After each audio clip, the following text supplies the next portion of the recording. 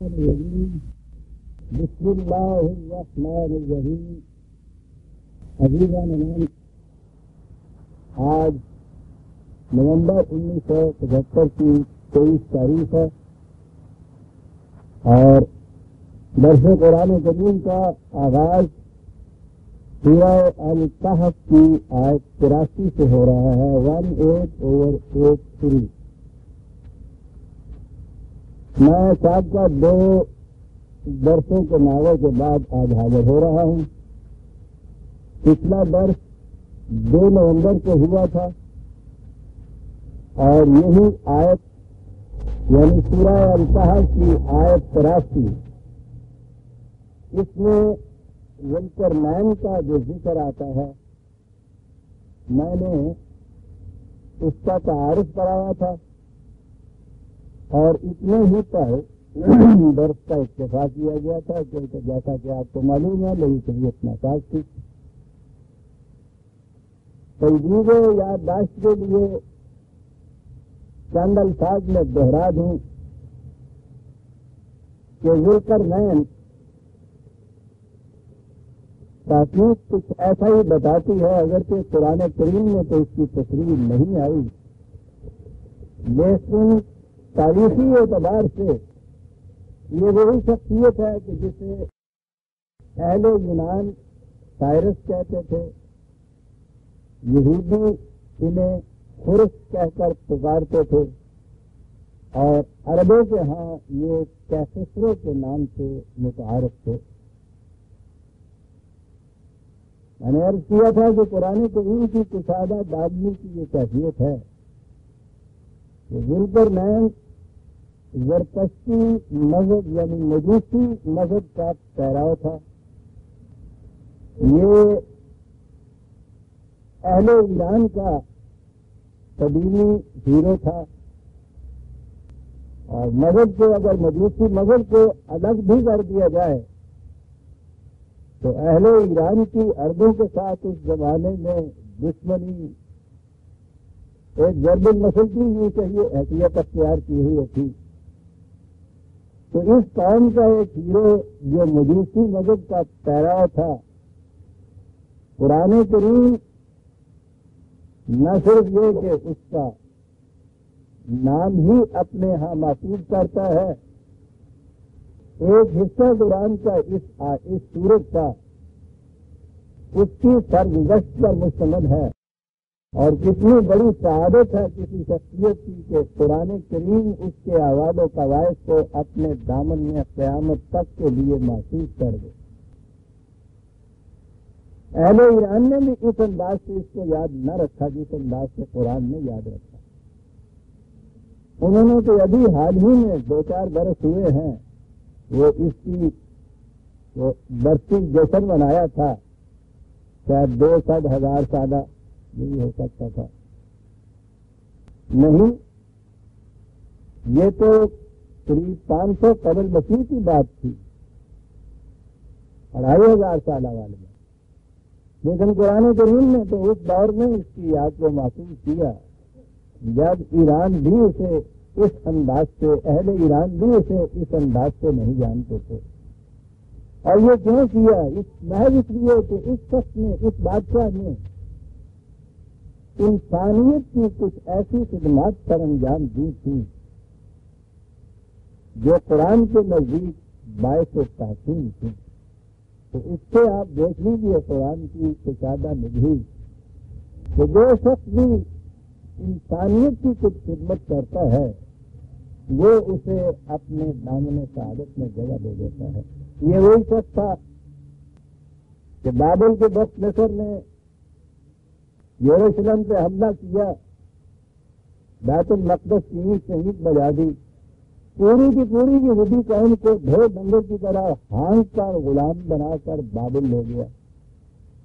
قریب 100 سال تک وہ وہاں رہے، 80-90 سال یوں کہیے، قریب 100 سال تک. اور جو وہاں اس اسیری کی حالت میں ان کی کیفیت ہوئی، بائبل میں آج بھی ان کے نبیوں کے نوحے اس کی شہادت دیتے ہیں کہ ان پر کیا گزر رہی تھی. دنیا میں ان کا کوئی مددگار یادی وارث نہیں رہ گیا تھا. یہ ذوالقرنین یہ وہاں سے اٹھا اور محض اس مظلوم ضعیف ناتواں قوم کی مدد کے لیے اس نے بابل پر حملہ کیا. یہودیوں کو ان کی غلامی اور قید سے چھڑایا، پھر لا کے بیت المقدس میں آباد کیا، ہیکل کی تعمیر کرائی بلا مزد و معاوضہ. اور اس کے بعد اس کی اور مہمات جن کا ذکر قرآن میں آتا ہے اس میں بھی آپ دیکھیں گے کہ اس نے مقہور اور مظلوم قوموں کی کس انداز سے مدد کی تھی. اور یہ وجہ ہے کہ قرآن کریم نے اس کے ذکر کو اس انداز سے اپنے دامن میں محفوظ کر دیا. وَيَسْأَلُونَكَ عَنْ ذِي الْقَرْنَيْنِ، اس سے پوچھتے ہیں ذی القرنین کے متعلق. تو گویا عربوں کے ہاں یہ لقب ہے اس کا ذی القرنین. قرن تین کو کہتے ہیں، قرن ایرا کو کہتے ہیں جسے زمانہ کہا جاتا ہے. دیکھیں نا، قرن ہم لفظ بولتے ہیں. ایج جسے ہم کہتے ہیں، دور جسے ہم کہتے ہیں، عہد جسے ہم کہتے ہیں. تو وہ اس زمانے میں جب مجسمے بناتے تھے تو اس قسم کے جو قرن چونکہ سین کو بھی کہتے ہیں، تو یہ دو سینوں والا عربی زبان کے لفظی اعتبار سے اس کے معنی ہوئے دو سینوں والا. تو ویسے تو یہ دو مملکتیں تھیں. ایران کی سلطنت اس زمانے میں دو حصوں میں بٹی ہوئی تھی.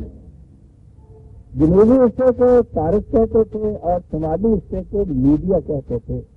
اور قرن مملکت کے معنوں میں بھی آتا تھا، سلطنت کے معنوں میں بھی. تو اس نے ان دونوں حصوں کو ملا کر ایک مملکت بنا دی تھی. اس لیے بھی عربوں کے ہاں یہ ذی القرنین کہلاتا تھا. تو یہ اس کا لفظ تعارف تو یہ تھا. اس کے مزید حالات کے متعلق یہاں سے بات ہوئی کہ یہ کس سے ذی القرنین کے متعلق پوچھتے ہیں. قُلْ سَأَتْلُو عَلَيْكُم مِّنْهُ ذِكْرًا، ان سے کہو کہ میں اس کی کچھ سرگزشت تم سے بیان کرتا ہوں. إِنَّا مَكَّنَّا لَهُ فِي الْأَرْضِ وَآتَيْنَاهُ مِن كُلِّ شَيْءٍ سَبَبًا. اسے مملکت میں تمکن عطا ہوا تھا اور ہر قسم کا ساز و سامان جو اس زمانے میں ضروری تھا قوت کے لیے، سلطنت کے استحکام کے لیے، وہ اس سے حاصل تھا. اب اس کی ایکسپیڈیشن جو ہیں قرآن کریم نے 3 ایکسپیڈیشن اس کی ہے جن کا ذکر کیا. پہلے وہ لیبیا کی طرف گیا. یہ جو ایشیا مائنر جسے ایشیا کوچک ہم کہتے ہیں، اس کے شمالی اور مغربی حصے میں اس زمانے میں لیبیا والوں کی مملکت تھی.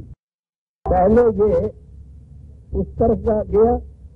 یہ ساحل سمندر پر واقع ہے اور ایسا نظر آتا ہے کہ جسے آج ہم بلیک سی یا بحیرہ اسود کہتے ہیں، یہ اس کے کنارے کے اوپر جو حصہ یا رقبہ یا خطہ یا مملکت تھی یہ وہ تھی. اس طرف اس نے پہلے اپنی مہم جو ہے اس کا آغاز کیا تھا.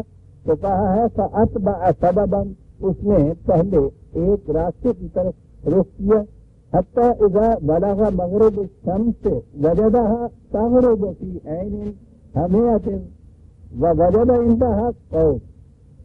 تو وہاں گیا تو اس نے وہ وہاں جا پہنچا کہ جہاں اس نے اب قرآن کا انداز یہ ہے. اور سمندر تو میں نے بھی نہیں دیکھے، آپ نے دیکھا ہوگا کراچی میں یا سمندر کے کنارے جہاں تاب حد نگاہ پانی ہی پانی ہو، وہاں شام کو اگر سورج غروب ہو رہا ہو تو ظاہر ہے کہ نظر ایسا ہی آئے گا کہ جیسا وہ پانی میں ڈوب رہا ہے. اور پانی وہ ہو بحیرہ اسود کا، بلیک سی کا، سیاہ رنگ کا. تو قرآن نے اسی انداز سے بات کی کہ وہ وہاں اس کی مہم جو تھی وہ چلتا گیا تاکہ کہ وہ سمندر کے کنارے جا پہنچا جہاں اس نے محسوس کیا کہ گویا سورج اس میں ڈوب رہا ہے.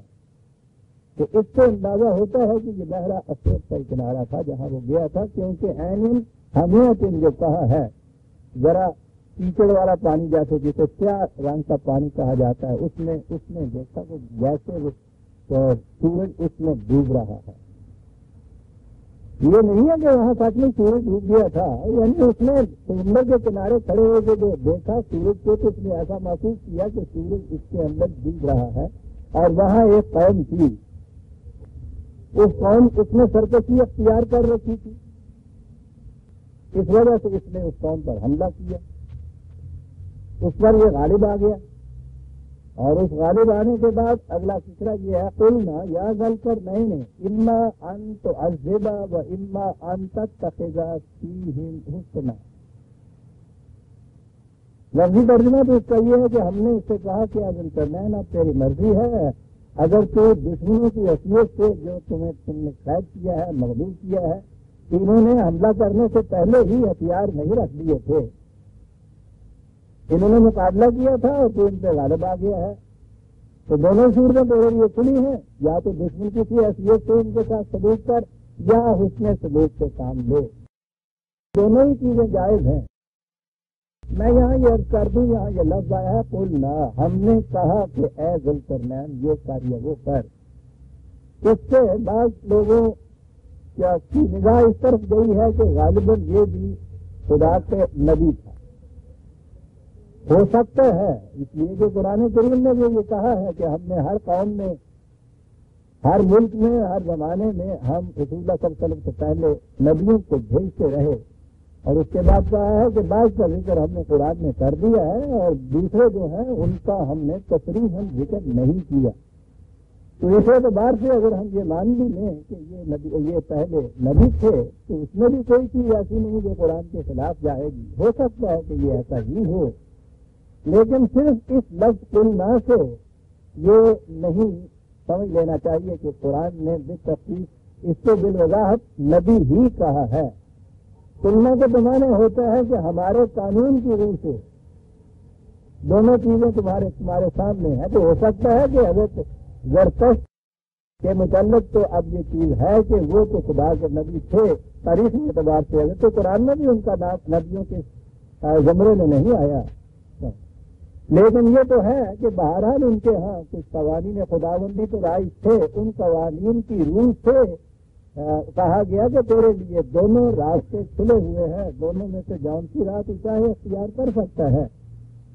تو یہ میں نے عرض کیا کہ صرف قلنا سے یہ بات نہیں لے لینی چاہیے، قرآن میں یہ لفظ قلنا جو ہے اور متعدد مقامات پر بھی ایسے آیا ہے، جہاں یہ نہیں کہ براہ راست خدا نے ان کو ان پر وحی کی اور اس اعتبار سے وہ نبی قرار پا گئے، بلکہ نبیوں کی طرف جو وحی کی ہوئی تھی یا جو قوانین رائج تھے ان کی روح سے بھی اگر کوئی بات کہی جائے تو قرآن اس کے لیے بھی یہی کہتا قلنا، ہم نے کہا تھا ان سے، براہ راست کسی سے کہا جائے جب بھی وہ یہ لفظ استعمال کرتا ہے، اور کسی نبی کی طرف وحی جو کی جائے وہ وحی اس قوم کی طرف پہنچے، وہ اس کے مطابق عمل کریں، تو اس کے لیے بھی قرآن کا یہ لفظ آ جاتا ہے کہ ہم نے ان سے کہا، ہم نے اس سے ذوالقرنین سے کہا، کہ معنی یہ کہ ہمارے قانون کی روح سے دونوں راستے اس کے لیے کھلے تھے، جائز تھا اس کے لیے، خواہ وہ ان سے مغلوب دشمن کی سی حیثیت سے عدل کرے یا بطور احسان ان کو چھوڑ دے۔ تو ہم نے کہا کہ تیرے لیے کھلا ہے، جس قسم کا بھی تو اس سے سلوک کرنا چاہے کر لے۔ قال اما من ظلم فسوف نعذبه ثم يرد الى ربه فيعذبه عذابا نكرا۔ تو اس نے ان قوم سے کہا کہ جو کچھ پہلے ہو چکا ہے میں اس سے تو درگزر کرتا ہوں۔ تو یہاں سے بھی نظر آتا ہے کہ کتنے بڑے کیریکٹر کا، حسن صورت کا مالک تھا یہ شخص، اور قرآن نے یہی اپنی لفتین میں اس کو جگہ نہیں دے دی، بلند خصوصیات کا حامل تھا یہ شخص۔ تو اس نے ان سے کہا قوم سے کہ جو کچھ پہلے تم کر چکے ہو اس سے میں درگزر کرتا ہوں، البتہ اس کے بعد سن لو، اگر اس کے بعد تم نے ایسی سرکشی اور ظلم اور استبداد کی روش اختیار کی پھر تمہیں سخت سزا دی جائے گی، یہاں بھی تمہیں سزا ملے گی، اور پھر جب خدا کے یہاں جب جاؤ گے تو اس سے بھی زیادہ شدید سزا تمہیں ملے گی۔ وَأَمَّا مَنْ آمَنَ وَعَمِلَ صَالِحًا فَلَهُ جَزَاءً الْحُسْنَى وَسَنَقُولُ لَهُ مِنْ أَمْرِنَا يُسْرًا۔ اس کے برعکس تم میں سے جو خدا کی صداقتوں پر ایمان لے آئے گا اور پھر عمل صالح کرے گا تو اس کا بدلہ بھی اس کو ملے گا نہایت حسن کارانہ انداز سے، اور اس کے متعلق ہم اپنی طرف سے بھی آسائشیں بام پہنچائیں گے۔ تو وہ دونوں ہی چیزیں ان سے اس قوم سے کہہ دی گئیں۔ تو اب ظاہر ہے کہ جو شخص کفر اور ایمان کے راستوں کے متعلق بیان کر رہا ہے تو وہ خدا کی وحی کا تو پیرا تھا، اسے براہ راست ملی تھی یا وہ جو اس کے نبی کو وہی ملی تھی اس کا اتباع کر رہا تھا۔ تاریخ یہی بتاتی ہے کہ وہ زرتشت کا پیراؤ تھا، اور ان دونوں میں زیادہ بوجھ نہیں ہے، جیسے جانشین کسی کا ہوتا ہے اتنا ہی فاصلہ ہے زمانی اعتبار سے، اور مکانی اعتبار سے تو فاصلہ ہی نہیں تھا، یہ وہی کا رہنے والا تھا بالکل نہیں۔ تو بہرحال جو بات اس میں صحیح ہے وہ وہی شخص کہہ سکتا ہے جو خدا کی وحی کا اتباع کر رہا ہے۔ پہلی مہم یہ ہے۔ دوسری مہم اس کی تاریخ یہ بتاتی ہے کہ وہ بلخ کی طرف سے جو ایران سے مشرق کی جانب واقع ہے وہاں بھی ویسی قبائل بستے تھے، اور انہوں نے بھی وہاں خلفشار اور انتشار پیدا کر رکھا تھا۔ یہ امن قائم کرنے کے لیے اس طرف سے ثم اتبع سببا دوسری طرف سے نکلا، حتی اذا بلغ مطلع الشمس سے وہ مشرق کی طرف گزر ہوا۔ یہ وہاں تو تھا نا مغرب الشمس تھا، سورج غروب ہوتا نظر آیا، یہ گیا کہ جہاں سورج چڑھتا ہوا نظر آیا، تو گیا یہ جانب شرق اب گیا ایران سے مشرق کی جانب۔ اس لیے میں نے کہا ہے کہ غالباً یہ بلخ کی مہم تھی جو تاریخ بتاتی ہے، کیونکہ وہ علاقہ ایران سے مشرق کی طرف واقع ہے۔ وجدها تطلع على قوم لم نجعل لهم من دونها سترا، وہاں وہ ایسے ویسی قبائل تھے خانہ بدوش کہ جن کے پاس ایسے مکانات بھی نہیں تھے جو انہیں اس دھوپ سے بھی محفوظ کر رکھتے، یوں ہی جھونپڑیوں میں بسنے والے۔ یہ جو ہمارے ہاں کے نومیڈک ٹرائبز ہوتے ہیں، خانہ بدوش جنہیں ہم آپ کہتے ہیں، وہ اس قسم کے کچھ ٹرائبز تھے، اور قرآن نے یہ کہہ کے ان کا تعارف کرایا ہے کہ وہ ایسا سامان بھی ان کے پاس نہیں تھا کہ وہ دھوپ سے بھی محفوظ رہ سکتے۔ پہلے وقد احطنا بما لديه خبرا، اس قوم کی سرکشی کو بھی اس نے دبایا، ان نے بھی اصلاح کی۔ اور اب اس کے بعد تیسری مہم کا ذکر آتا ہے۔ یہ ایسا نظر آتا ہے کہ یہ کاکیشیا کے پہاڑوں کی طرف تھا، اور دراصل یہ ہے وہ مہم جس کی اہمیت کی بنا پر قرآن نے اس کے تذکرے کو خود اتنی اہمیت دی ہے۔ ثم اتبع سببا، پھر وہ ایک طرف سے چلا، حتی اذا بلغ بین السدین وجد من دونہما قوما لا یکادون یفقہون قولا۔ وہاں گیا تو وہاں اس نے جا کے دو پہاڑوں کے درمیان جو درہ تھا، اس درے میں سے گزرا یا دوسری طرف جب پہنچا تو وہاں ایک ایسی قوم سے نظر پڑی کہ وہ اس کی زبان بھی نہیں سمجھتی تھی۔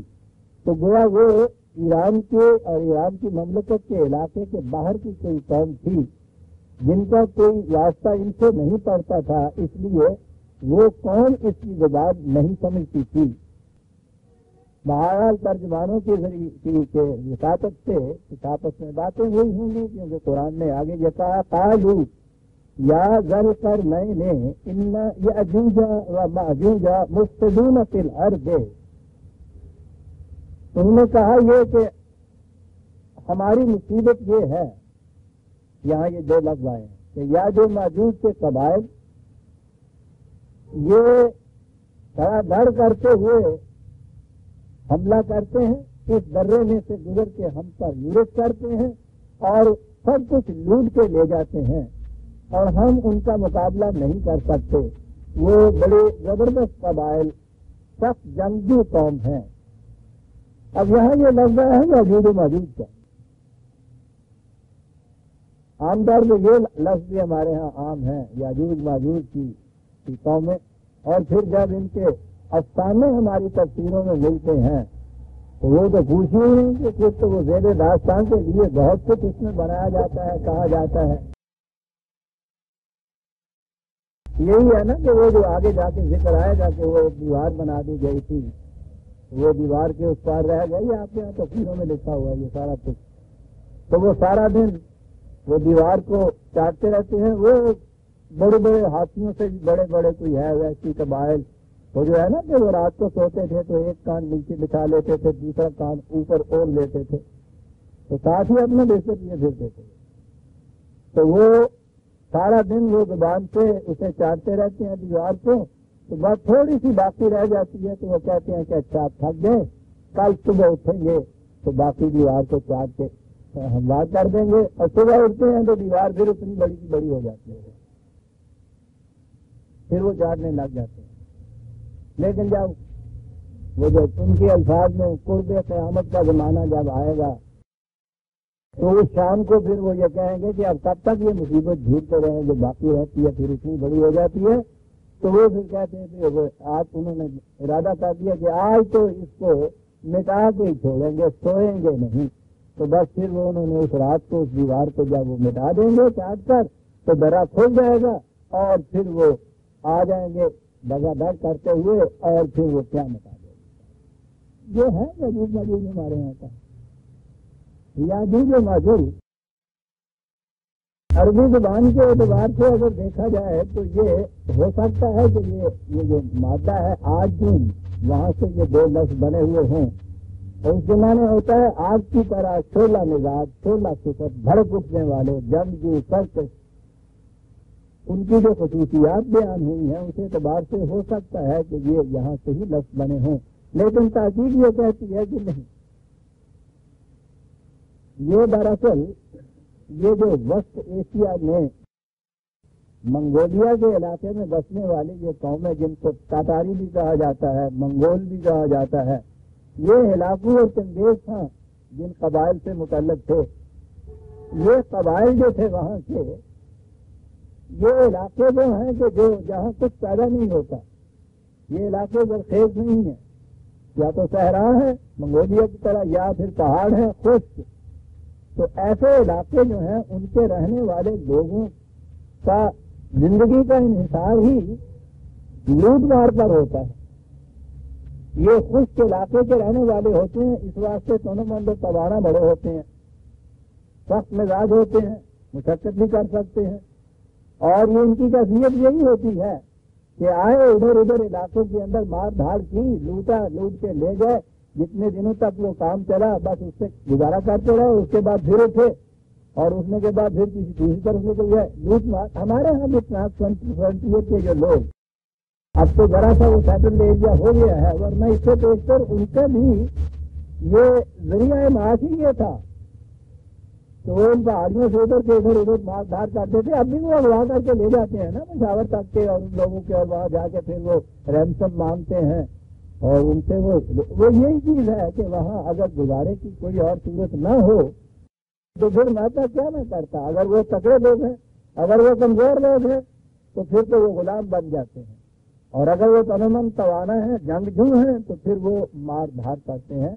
تو اس دور میں تو یہ چیز عام تھی۔ یہ جو وسط ایشیا کے منگول، مغل یا تاتاری جن کو ہم کہتے ہیں، ان لوگوں کا ذریعہ معاشی یہ تھا، وہ بھڑکتی ہوئی آگ کی طرح، شعلے کی طرح لپکتے تھے، ہر سامنے آنے والی زندگی کو خط و خاشاک کی طرح پسند کر جاتے تھے، لوٹ مار، قتل، سفاکی، فساد، اور اس کے بعد پھر واپس چلے جاتے تھے۔ یہاں سیٹل نہیں ہوتے تھے یہ لوگ، وہاں کھاتے پیتے تھے۔ یہی جو میں نے کہا ہے کہ آخر میں ہمارے ہاں بھی جو جنہوں نے آ کے بغداد کو تباہ کیا، عباسی سلطنت کا خاتمہ کیا، تو یہ وہی علاقوں اور چنگیز جو ہیں، یہ وہی قبائل ہیں، یاجوج و ماجوج جو ہیں۔ یہ اب بھی تحقیق جو ہوئی ہے وہ یہ ہے کہ ابتدائی نام ماجوج جو ہے، اس کا ابتدائی نام یونانیوں کے ہاں موگ پایا جاتا ہے، بلکہ اس سے بھی پہلے موگ کہلاتے تھے۔ یونانیوں نے ان کو میگوگ لکھا ہے اپنے ہاں، تو کیونکہ عبرانی زبان میں گاس نہیں ہوتا، گاس کو جیم سے بدل لیتے ہیں، اس لیے عبرانی میں یعنی جو تورات کی زبان آئی تو اس زبان میں ان کو میگوگ کی جگہ ماجوج کہنے لگ گئے۔ یہ وہی قبیلہ ہے، انہی کا ایک قبیلہ تھا یونانی میں جن کو، یا پرانا نام جن کا یواچی تھا، اور یہ جو تھا اس نے عبرانی میں آ کے یاجوج کی شکل اختیار کر لی، تو میگوگ جو تھے وہ تو ماجوج ہو گئے، اور یہ جو یواچی ان کے ہاں کا ایک الگ قبیلہ تھا انہی کے ہاں کا، یہ جو تھا یہ یاجوج کی شکل اس نے اختیار کر لی۔ تو گاگ اینڈ میگاگ یہ آپ کو انگریزی کی ڈکشنریوں میں ملے گا. حتیٰ کہ وہ لندن کا جو میوزیم ہے اس میں کچھ ان کے مجسمے کھڑے کیے گئے ہیں، ان کو بھی گاگ اینڈ میگاگ کہا جاتا ہے. تو تحقیق کا رخ اسی طرح ہے کہ یہ یاجوج و ماجوج در حقیقت یہی گاگ اینڈ میگاگ تھے، اور ان کی کیفیت یہ تھی کہ یہ آتے تھے، لوٹ مار کر کے لے جاتے تھے. اس زمانے میں یہ قریب علاقوں تک ہی رہتے تھے، اور پھر جب یہ ان کے قبائل کی تعداد بہت زیادہ بڑھ گئی تو ان کی یورشیں پھر آگے بھی آتی تھی. تاریخ بتاتی ہے کہ یہ ان علاقوں کے قبائل کہاں تک مار دھاڑ کرتے تھے، اور کس طرح اس زمانے کی جو سیٹلڈ قومیں تھیں جن کو مہذب قومیں کہا جاتا ہے، ان کے لیے کس طرح ان کے علاقوں میں آ کے یہ قیامت برپا کیا کرتے تھے. میں نے عرض کیا ہے نا کہ یہ آخر میں جب وہاں سے آئے ہیں تو وہ چل کے بغداد تک آ پہنچے. بغداد انہوں نے تباہ کیا، عباسیوں کی سلطنت کا خاتمہ ہی کیا یوں کہیے، تو یہی علاقہ ہی تو تھا. اور پھر چنگیز خان کی تو فلمیں تک بنی ہوئی ہیں. چنگیز تو ایک جیسے فرعون ایک ضرب المثل ہو گیا ہوا ہے، چنگیز بھی ایک ضرب المثل ہو گیا ہوا ہے. اگرچہ یہ عجیب چیز ہے کہ یہ نسلی تعلق عجیب بات ہے کہ اب بھی ہمارے ہاں چنگیز نام بھی رکھا جاتا ہے. وہ تو وہی جو اپنی نسلی تعلق ہے اس بنا پر، جس طرح سے کہ ایران والوں نے یہ جو کیسو کا وہ جشن منایا تھا، سالگرہ تھا، وہ نسلی اعتبار سے اپنے آپ کو اس سے متعلق سمجھتے تھے نا. ورنہ اسلام آنے کے بعد تو وہ ضمن بات آ گئی. اسلام جب کفر بالطاغوت کہتا ہے تو اس کے معنی یہ ہیں کہ اس سے پہلے کے جو آپ کے رشتے ہوتے ہیں وہ سارے کٹ جاتے ہیں، اور پھر اسلام کی بنیادوں کے اوپر ایک نیا رشتہ قائم ہوتا ہے، ایمان کی بنیادوں پر وہ ایک رشتہ قائم ہوتا ہے. اس لیے اسلام کے نقطۂ نگاہ سے آپ کے ہیروز بھی وہی پھر رہ جائیں گے کہ جو اسلام کے اقدار کے پابند ہوں، خواہ وہ اس سے پہلے کے ہوں یا اس کے بعد کے ہوں. نسلی اعتبار سے، وطنی اعتبار سے، کسی دوسری نسبت کے اعتبار سے کسی قوم کے پہلے تعلقات کسی اپنے اسلاف سے کتنے ہی کیوں نہ ہوں، اسلام لانے کے بعد وہ وجود جو تعلقات کی ہیں وہ ساری ختم ہو جاتی ہیں، اور پھر رشتہ جو ہے وہ ایمان ہی کا رہ جاتا ہے. اس رشتے کے اندر حضرت نوح علیہ السلام آئے یا اس کے بعد پھر سلمان پارسی کیوں نہ آئے. یہ حضرت سلمان رضی اللہ تعالیٰ عنہ جن کو صحابہ کے زمرے میں شمار کیا گیا ہے، ان کے نام کے ساتھ پارسی یا پارسی تو ہم لگا دیتے ہیں، لیکن جب سلمان سے بھی پوچھا گیا تھا کہ نام، انہوں نے کہا سلمان. پوچھا باپ کا نام، انہوں نے کہا اسلام. یہ ہے ایمان. ان کا جو تعارف تھا پہلا پارسی کا، میں سمجھتا ہوں کہ یہ ہماری بڑی غلط نگہی ہے کہ اب ہمارے ہاں نام ہی سلمان پارسی ہو گیا ہے. یہ الگ بات ہے، کسی اور وقت بتاؤں گا کہ کیوں خاص طور پہ اس کو زور دیا جاتا ہے اس کے فارسی ہونے پر. لیکن خود ان کے متعلق یہ بات ہمارے ہاں موجود ہے روایت میں، اور ایمان کا تقاضا یہی ہونا چاہیے تھا. وہ اس لیے بھی کہ یہ اس زمانے میں فارس کے ساتھ نسبت بہت بڑی نسبت گنی جاتی تھی. یہ رومن امپائر اور پرشین ایران کی مملکت دو ہی تو تہذیبوں کی دنیا کے اندر بڑی بڑی تہذیبیں. اس لیے اس تہذیب سے جو فارس کی تہذیب تھی، اگر اس کے ساتھ کسی کا رشتہ ملتا تھا تو وہ بڑے فخر و مباحات سے اس کا ذکر کرتا تھا، اپنا اہل فارس ہونا. لیکن اسلام لانے کے بعد جو ایک بنیادی تغیر واقعہ ہوتا ہے اس کی نشاندہی کرتی ہے یہ روایت کہ جب ان سے پوچھا گیا نام تو کہا سلمان، اور پوچھا گیا باپ کا نام تو انہوں نے باپ کا نام بھی اپنا جو ساتھ وہ اہل فارس کا سا نام ہوگا نا بھی، وہ تو یزد گرد کی قسم کا وہ نام نہیں لیا. انہوں نے کہا کہ باپ کا نام اسلام. اب اس کے بعد اب وہ نسبت جدی اور اخلاقی اور نسبی جو ہے وہ منقطع ہو گئی. اب نسبت ہی دین کی رہ گئی ہے. باقی میرا نام تو تم پوچھتے ہو، باپ کا نام میں کیا بتاؤں کہ جو مجوسی مذہب فارسی نسل، تو میں نے تو ان دونوں رشتوں کو قطع کر دیا ہے. تو یہ جو ہے تغیر میں نے عرض کیا ہے کہ اس اعتبار سے یہ جو آپ کے ہاں بات میں سے بات نکلتی ہے اور کرتے چلے جانا چاہیے، پتہ نہیں کہ موقع ملے یا نہ یہ کچھ کرنے کا. آپ کے ہاں یہ آج کل کلچر کی ایک تاریخ بڑے زوروں سے چلی، ثقافت جسے کہا جاتا ہے کلچر. جو بھی باہر سے آپ کے یہاں آتے ہیں انہیں پاکستانی کلچر دکھانے کے لیے مہنگے دعوے لے جاتے ہیں.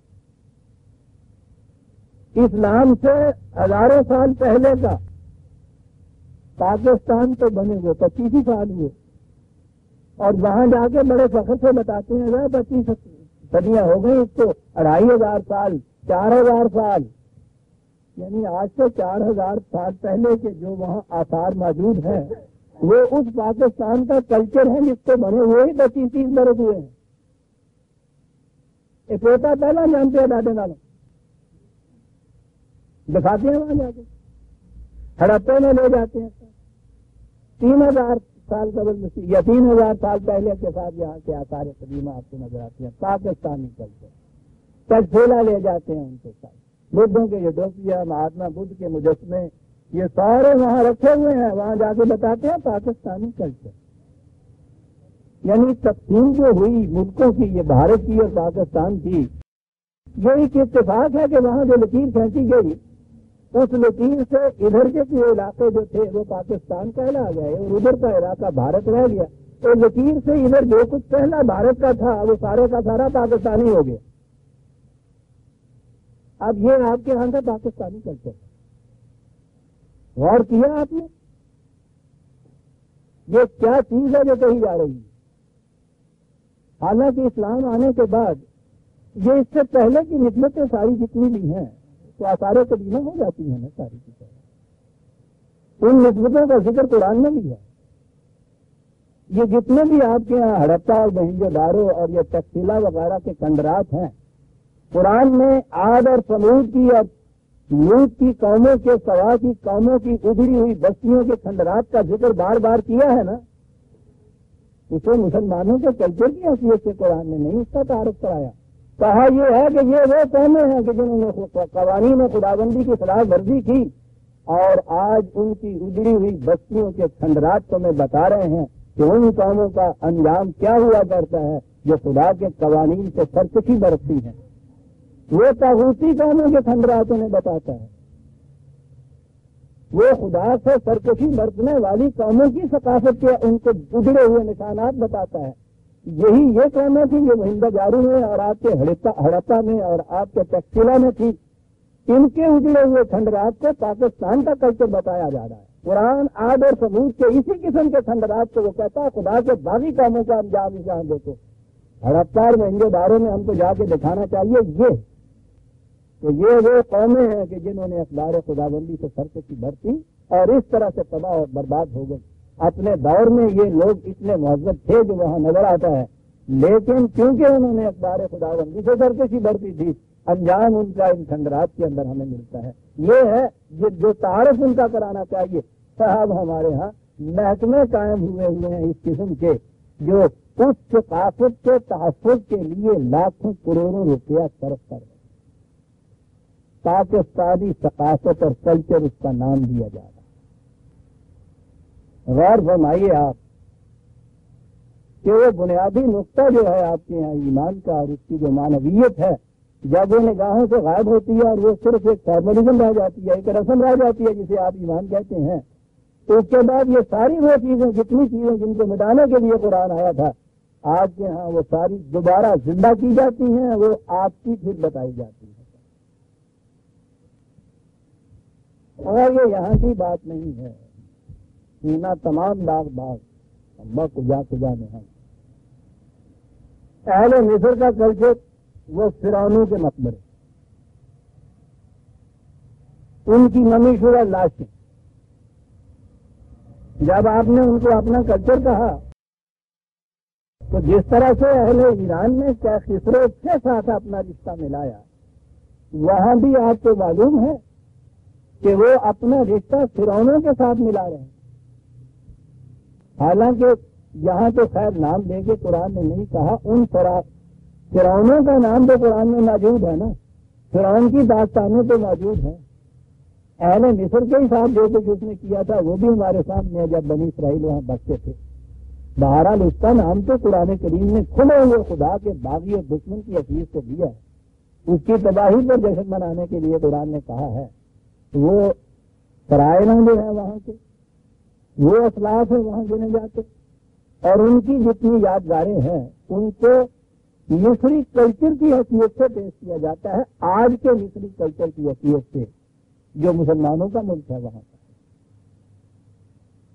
عزیزان من، یہ لوگ نہ ہمارے اسلاف ہو سکتے ہیں، نہ ان کی یہ علامتیں ہمارے کلچر ہو سکتے ہیں۔ ایمان لے آنے کے بعد تو نسبتیں نئی ہو جاتی ہیں، اضافتیں بالکل ان میں تجدید ہوتی ہے۔ ایک ہی نسبت ہوتی ہے جس سے نئی نسبتیں قائم ہوتی ہیں جس رشتے کی بنا کے اوپر، اور وہ صرف ایمان کا رشتہ ہوتا ہے۔ مسلمان دنیا کے کسی خطے میں بھی جو آج بستا ہے اس کی ثقافت کا رشتہ اگر آپ نے دیکھنا ہو تو وہ ریت دار حجاز کے اندر آپ کو ملے گا، ہڑپا اور مہندوجاروں میں نہیں مل سکتا۔ یہ کفار کی یادداشتیں اور بقیات ہیں۔ ٹھیک ہے، تاریخی اعتبار سے جو چیز بھی ایسی چلی آ رہی ہے اس کو اس اعتبار سے آپ دیکھیں کہ قرآن نے بھی تو عاد و ثمود کی بستیوں کے خندرات کے ذکر کیا ہے، تاریخی اعتبار سے کیا ہے، لیکن نتیجہ کیا ہے جس میں وہ پہنچا رہا ہے؟ نتیجہ یہ پہنچا رہا ہے جس نتیجے پہ وہ پہنچا رہا ہے کہ یہ وہ بستیاں تھیں جنہوں نے اقدار خداوندی سے ہرکت کی برتی، اور دیکھو کہ کس طرح سے وہ تباہ ہوں، کس طرح سے اگر تم نے بھی ایسا کیا تمہاری بستیوں کا بھی یہی حال ہو جائے گا۔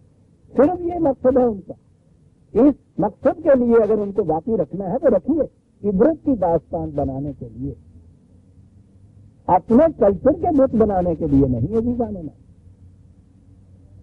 یہ رشتہ غلط۔ تو میں عرض کر رہا تھا کہ یہ قومیں اپنے اپنے زمانے میں کتنے ہی عروج کے اوپر کیوں نہ ہوں، توحید کے نواروں پہ کیوں نہ ہوں، اسلام آنے کے بعد ہمارا رشتہ ان کے ساتھ کچھ نہیں رہتا۔ میں نے گزارش کیا نا، ہمارا رشتہ حضرت نوح علیہ السلام سے تو جا کے مل جائے گا، حالانکہ نسل، زبان، زمانہ، مکان، قومیت ہر اعتبار سے ہم سے وہ مختلف ہوئے، لیکن ہمارا رشتہ ان کے ساتھ جا ملے۔ نمرود کے ساتھ ہمارا رشتہ نہیں مل سکتا۔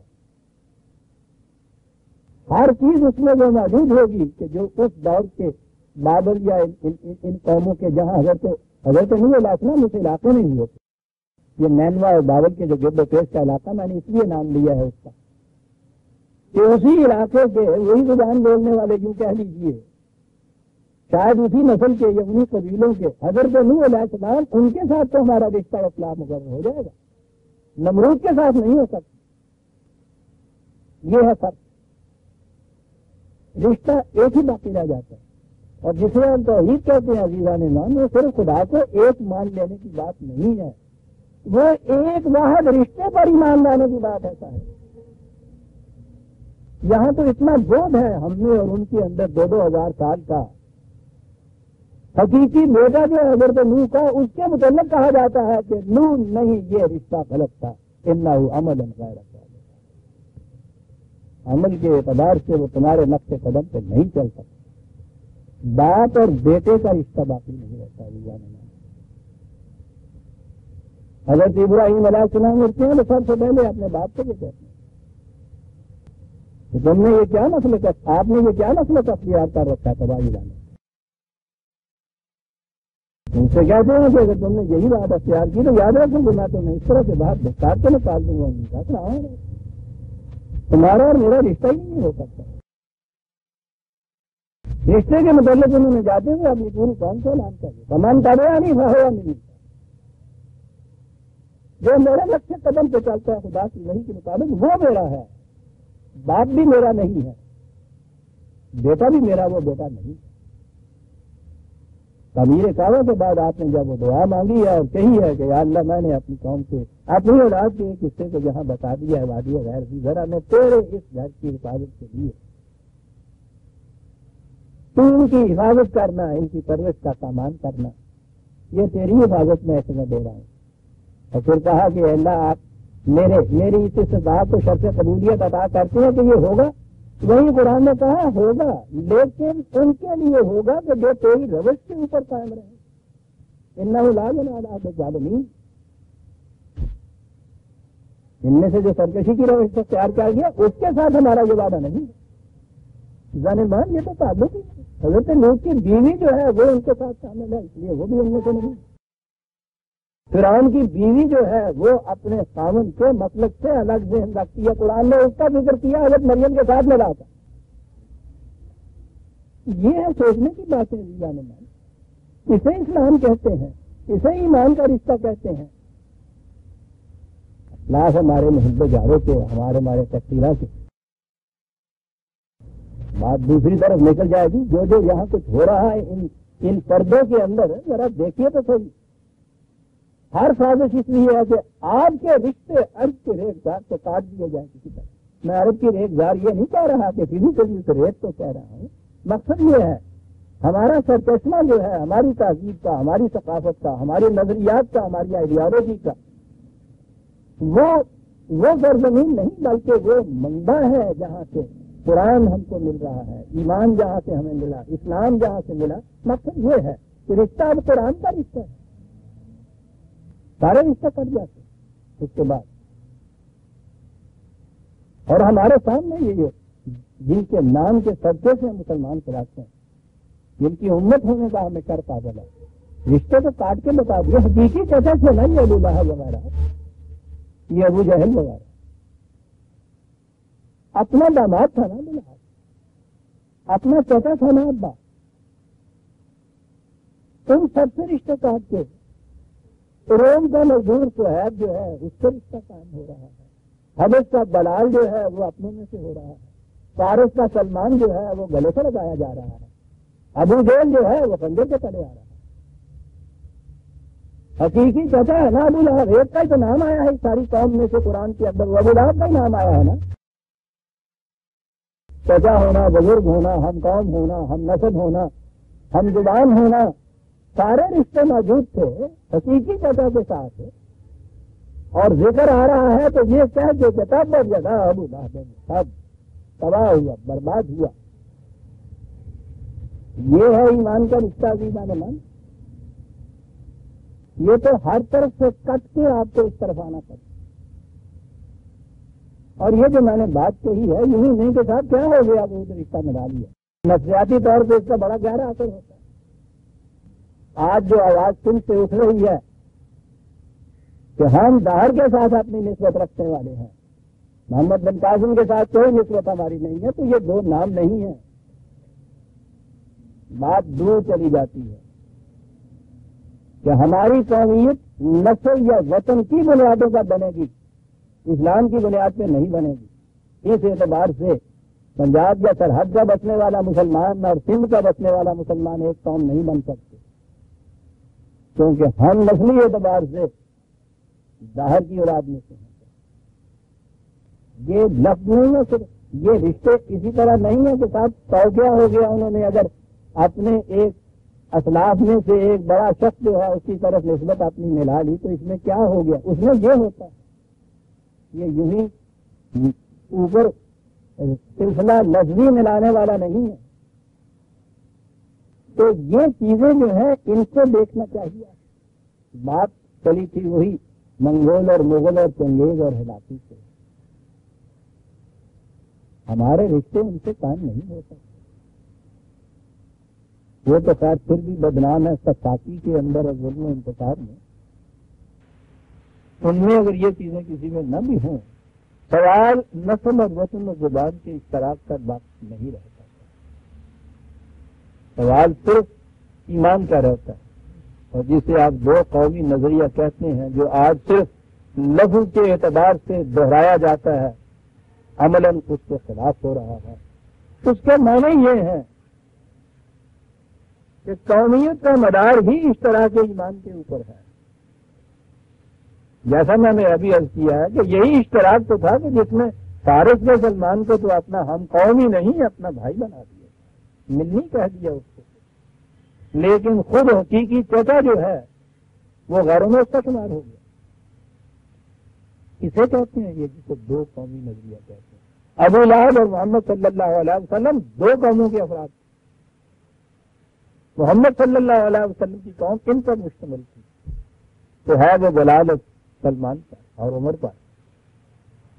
ان کی قوم جو تھی وہاں وہ ابو لہب، ابو جہل، ابو سفیان پر. انہی میں سے کٹ کے ابو سفیان جب ادھر آئے ہیں تو رضی اللہ تعالیٰ عنہ ہو گئے. کسے کہتے ہیں توحید؟ یہ وحدت ہے ایمان کی، جس بنا پر مختلف نسل، قوم، زبان، ملک کے افراد ایک امت واحدہ بنتے ہیں. ورنہ اس سے کیا فرق پڑتا؟ کسی نے کہہ دیا خدا آئے گا، کسی نے کہہ دیا نہیں یہ تین ہے. وہ آگے جا کے یہ امن فرق یہ پڑتا ہے. توحید کے معنی یہ. تو میں کہہ یہ رہا تھا کہ یاجوج و ماجوج وہ قبیلے تھے تاتاریوں کے، منگول کے، مغلوں کے، جن کا تعارف بعد میں آ کر ایک انگیز و ہلاکو کی شکل میں ہمارے ساتھ ہوا.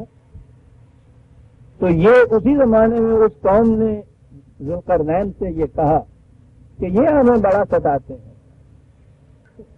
آ جاتے ہیں یہ دوا داروڑا کی طرح اور مار بھاگ کر کے، لوٹ مار کر کے چلے جاتے ہیں، اور پھر اس کے بعد پھر ہم محنت مشقت کر کے کچھ تھوڑا بہت کماتے ہیں، پھر یہ آ جاتے ہیں، پھر لوٹ کے چلے جاتے ہیں.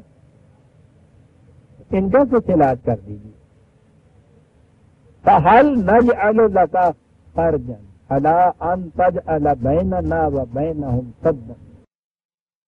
یہ ہے وہ نقطہ عزیزان من جس کے لیے قرآن کریم میں میں سمجھتا ہوں کہ ذوالقرنین کے تذکرے کو اپنے دامن دوام میں جگہ دے دی ہے، اور اتنی بڑی سعادت کا مالک اس کو بنا دیا ہے کہ ہر روز کروڑوں کی تعداد میں مسلمان جب قرآن پڑھتا ہے ذوالقرنین کا نام بھی عزت اور احترام سے لیتا ہے. بڑی سعادت ہے صاحب جس کے حصے میں آ جائے. اور یہ ہے وہ مقام.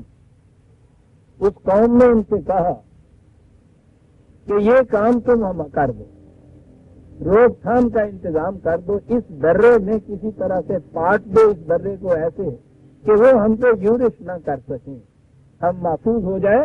اور اس کے بعد جیسا کہ قاعدہ ہے کہا کہ ہم تمہارے بعد گزار ہو جائیں گے، ہم تمہیں خراج دے دیا.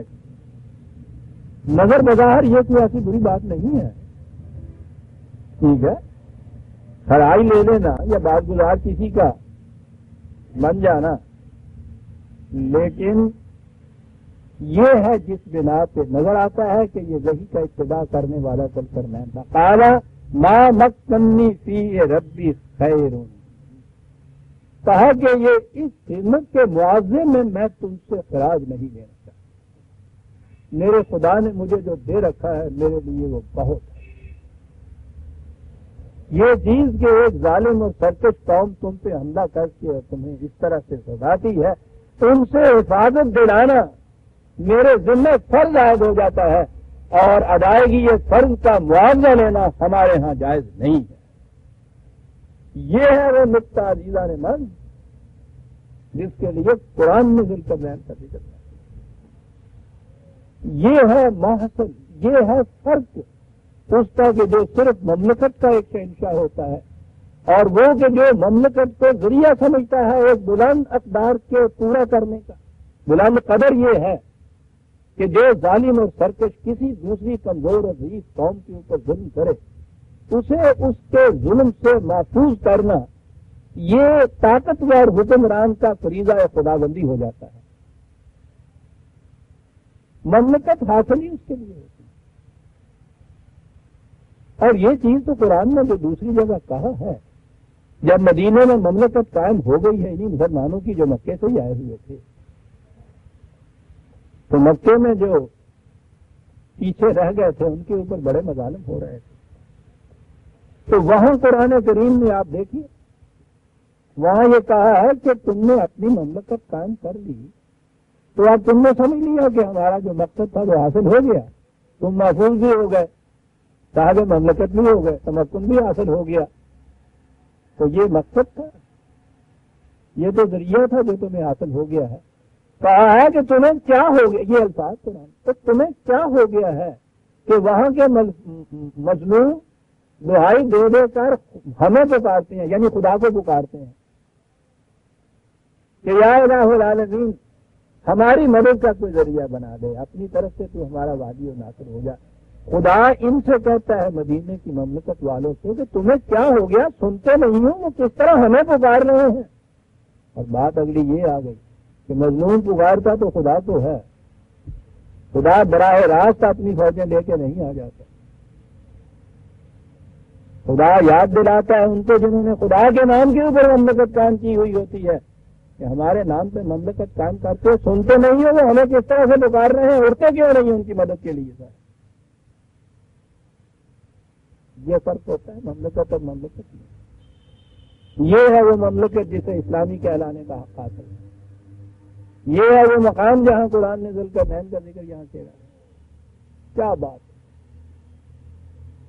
کہ یہ سرکش و ظالم قبیلے آ کے ہمیں لوٹ کے لے جاتے ہیں، ہم میں اپنے میں اتنی قوت نہیں کہ ہم اپنی حفاظت کر سکیں، ان کی مدافعت کر سکیں۔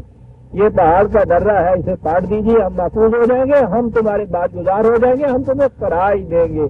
اور وہ کہتا ہے کہ اس کے بدلے میں تم سے کچھ نہیں لے سکتا، میرے خدا نے مکن نہیں کی ہے، جو تمکن مجھے عطا کیا ہے وہ تمکن تو عطا ہی سے نہیں کیا تھا، تم صرف یہ کہو، یہ کرو وَآيَنُونِي بِقُوَّةٍ أَجْعَلْ بَيْنَكُمْ وَبَيْنَهُمْ رَدْمًا، صرف مجھے مین پاور تم دے دو اور میں یہاں ایک ایسی دیوار کھڑی کر دیتا ہوں جو تمہیں محفوظ کر دے گی، باقی سب کچھ جو ہے میں انتظام کر لوں گا۔ وہ تمہارے یہاں مزدور جو ہیں وہ کچھ کام کریں، اتنے مزدور نہیں ہے میرے ساتھ، بس اتنا سا تم کر دو۔ آتونی زبر الحدید، یہ لوہے کے بڑے بڑے ٹکڑے یہاں پڑے ہوئے ہیں، نظر آتا ہے کہ ان پہاڑیوں میں سے یہ بھی نکلتا ہوگا کچھ، ان کو وہ تمہارا مضبوط طبقہ یا جو قوت جو تم دیتے ہو مجھے نفری افرادی قوت جس کو کہتے ہیں، مین پاور جس کا ترجمہ ہے، تو یہ لوہے کے ٹکڑے وہاں سے لے آئے۔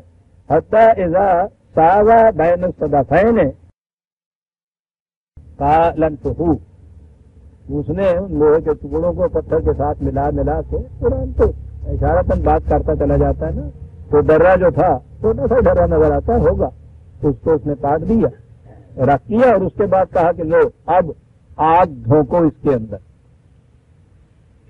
تاکہ یہ اتنی مضبوط دیوار ہو جائے، درمیان میں لوہا دیا ہوا ہے، ساتھ پتھر دیے ہوئے ہوں گے۔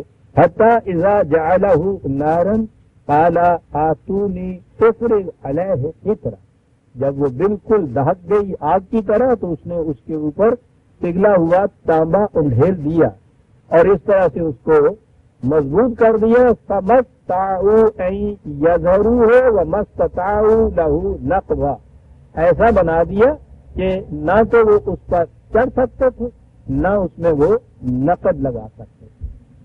اور یہ کچھ کرنے کے بعد انہوں نے کچھ شکریہ بھی تو ادا کرنا چاہا ہوگا، کہا کہ نہ بھائی، قَالَ هَذَا رَحْمَةٌ مِّن رَّبِّي،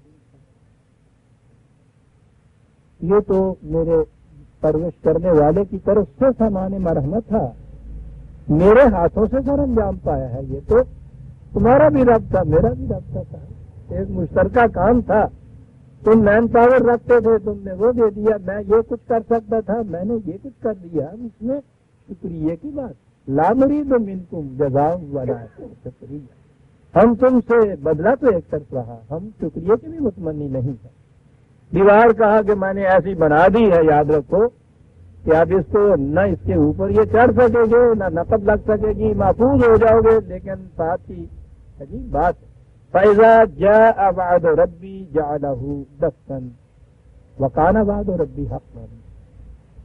عجیب چیزیں قرآن کہہ جاتا ہے، یہ نہیں کہا کہ قیامت تک کے لیے اب یہ دیوار کوئی نہ ڈھا سکے گا نہ اس کے اوپر چڑھ سکے گا، کہا کہ حالات بدلتے جائیں گے، ہو سکتا ہے کہ اس کے بعد پھر ایسا زمانہ آ جائے کہ اس قسم کی دیواریں کچھ حیثیت ہی نہ رکھیں فوجوں کی یورش کے راستے میں، ایک توپ کا گولہ جو ہے اس کو ہموار کر دے، نقب کی تو یہ کیفیت، ایک ہوائی جہاز کا حملہ جو ہے پہاڑوں کے اوپر سے وہ آ جاتے ہیں، تو یہ تو درے کی دیوار ہے، یہ تو کچھ شے ہی نہیں ہے، یہ ایسے نظر آتا ہے، یہ جو ہے درہ دانیال جسے کہتے ہیں، یہ وہ مقام ہے، وہاں اب بھی کھنڈرات ہیں ایک درے کے اندر اس قسم کی دیوار کے، کہ جو پتھروں اور دھات سے ملی ہوئی بنی ہوئی تھی، اس کے باقی بڑے بڑے کھنڈر جو ہیں، بڑے بڑے بولڈرز جو ہیں، وہ وہاں ہیں موجود۔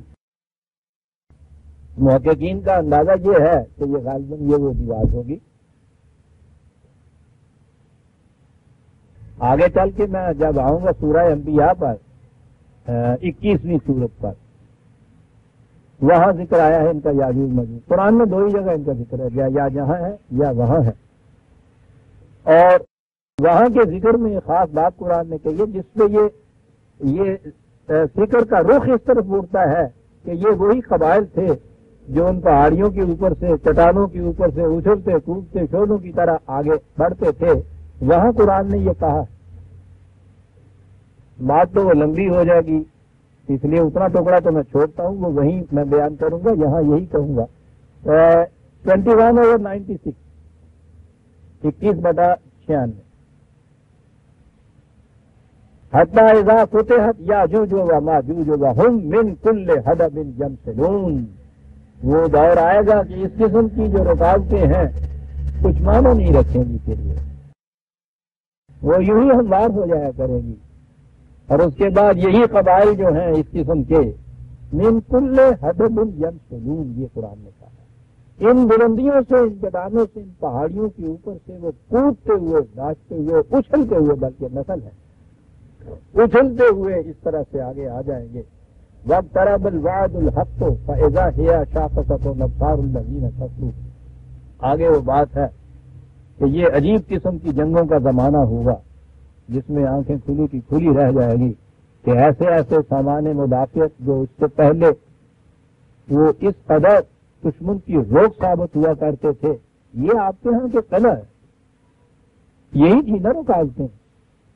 یہ جتنے آپ کے ہاں سے وہ دریائے خیبر کے روح سے آگے آیا کرتے تھے، پہلی رکاوٹ ان کے ہاں دریائے اٹک ہوا کرتے تھے، تو دریا کا پار کر لینا کچھ مشکل نہیں تھا، لیکن وہاں ایک ایسا حصار قائم کرنا چاہیے تھا کہ جو آنے والوں کی روک کا سامان ہو۔ اٹک کا قلعہ آپ نے دیکھا ہے، جو لوگ وہاں سے گئے ہیں، وہ کہاں سے شروع کیا گیا ہے، اور اس کی جو بڑی دیوار ہے وہ دریا کے اندر تک چلی گئی ہے۔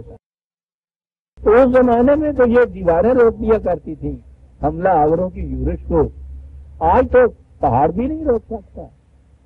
تو اسی لیے وہاں یہ کہا ہے کہ جب اس کے بعد زمانہ اور پلٹا لے گا، دنیا آگے بڑھے گی، تو اس کے بعد تو پھر یہ جو میں نے بنا دی ہے تمہیں یہ دیوار درمیان میں، یہ بھی کچھ حیثیت نہیں رکھے گی، لیکن تمہاری حفاظت تو بہرحال یہ کر دے گی۔ فَإِذَا جَاءَ وَعْدُ رَبِّي جَعَلَهُ دَكَّ وَكَانَ وَعْدُ رَبِّي حَقًّا۔ یہ یاد رکھو، یہ بات ہو کے رہے گی، اس زمانے میں کہیں جائے رہے گی۔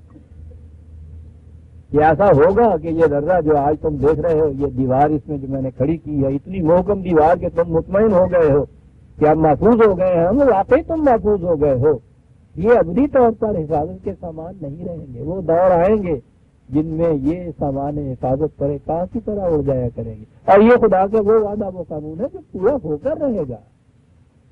وَتَرَكْنَا بَعْدَهُمْ يَوْمَئِذٍ جَمُوجٌ فِي بَعْضٍ وَنُفِخَ فِي الصُّورِ فَجَمَعْنَاهُمْ جَمْعًا۔ اس وقت تم دیکھو گے کہ ایک فوج دوسری فوج پر کس طرح سیلاب کی طرح امڑتی ہے، شعلوں کی طرح لپکتی ہے، وہ جنگ کے بگل بجیں گے۔ اب یہاں آ کے پھر عام ہمارے ہاں کی تفسیروں میں، ہمارے ہاں تو جہاں بھی نفخ سور آیا، سور پھونکا جائے گا تو وہ قیامت تک کے لیے وہ بات آ گئی صاحب۔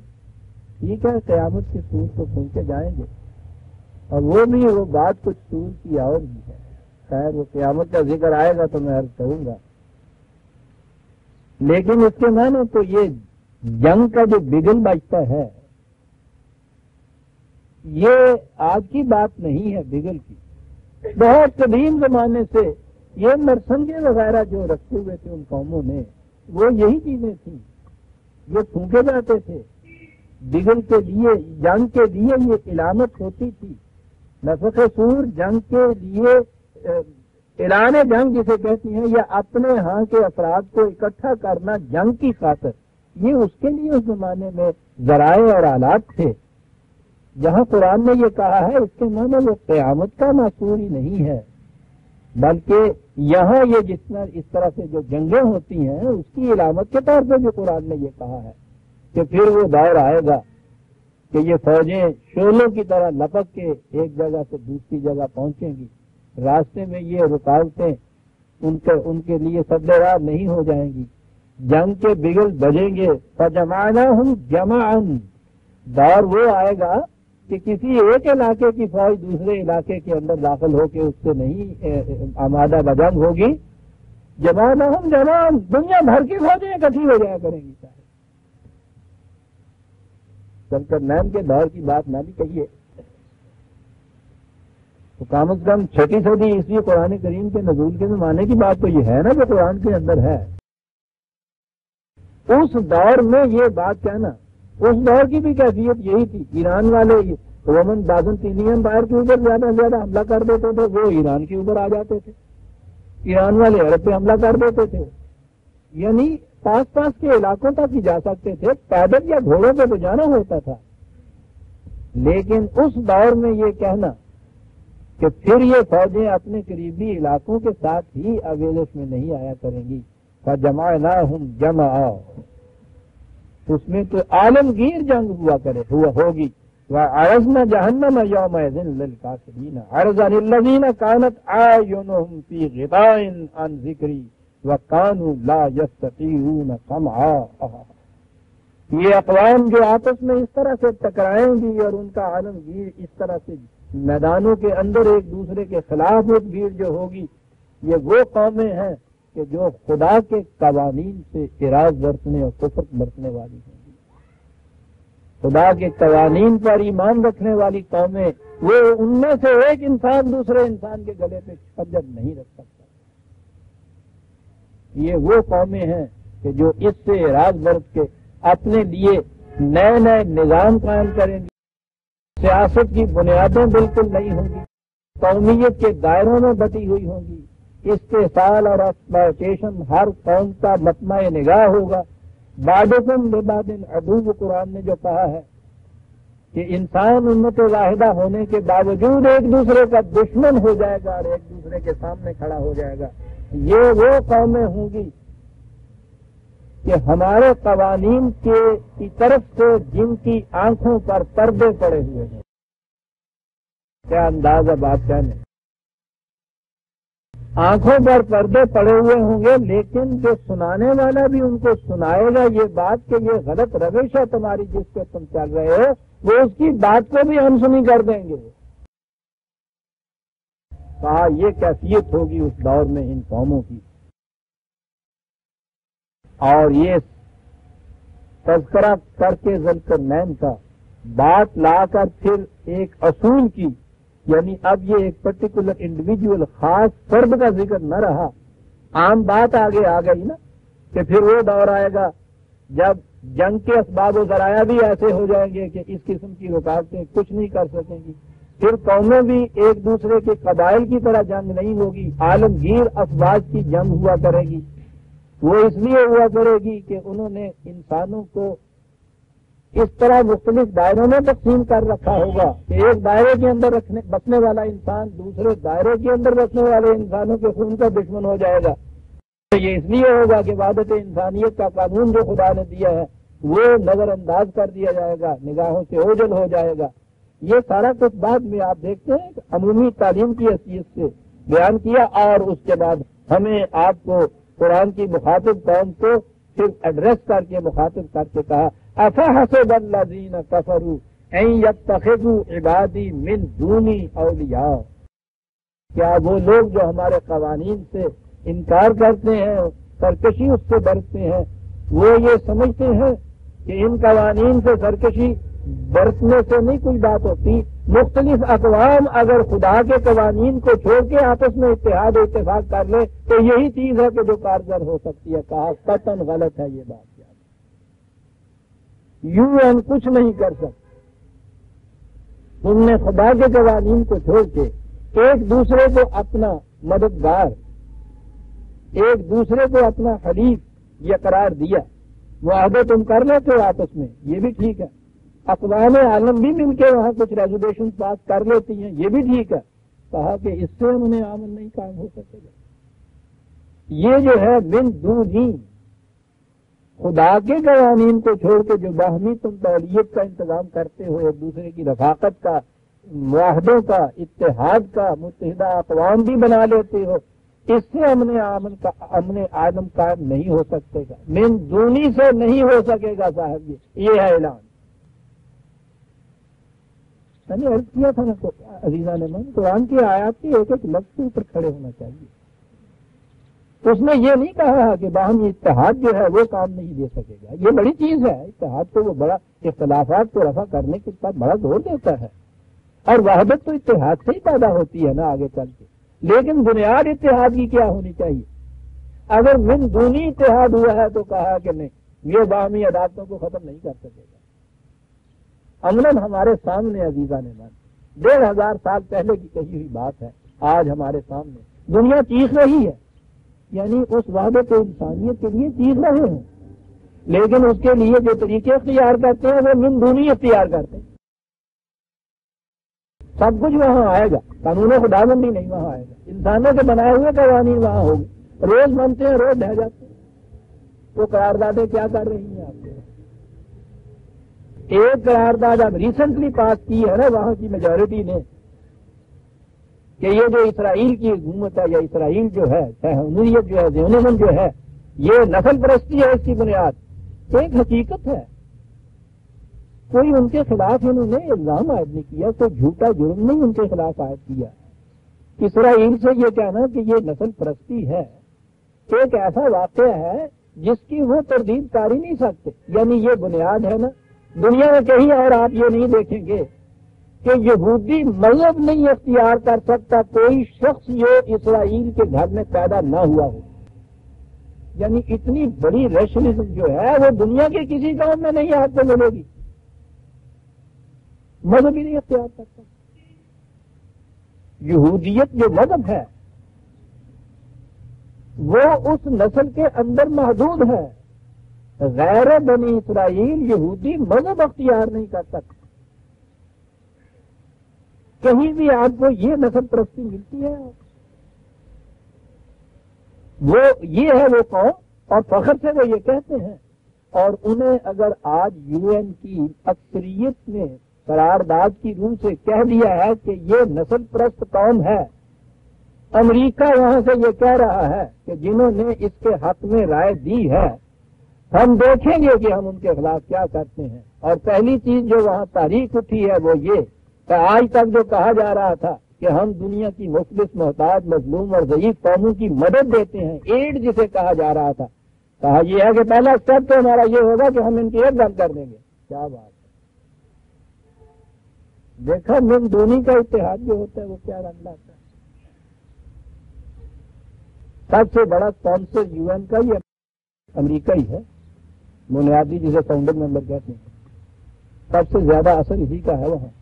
اس کی یہ کیفیت ہے، اپنی بنائی ہوئی جو ایک ادارہ ہے ان کا، اس ادارے میں جو ان کا قانون جمہوریت ہے کہ اکثریت کا فیصلہ سب کے لیے قابل قبول ہوگا، وہ فیصلہ وہاں ہوتا ہے، اور وہ سب سے پہلے اس کے خلاف اعلان کرتا ہے، اور اعلان کیا کرتا ہے؟ جن قوموں کی ہم مدد کیا کرتے تھے اگر انہوں نے ان کے حق میں یہ رائے دی ہے ان کی مدد بند کر دیں گے۔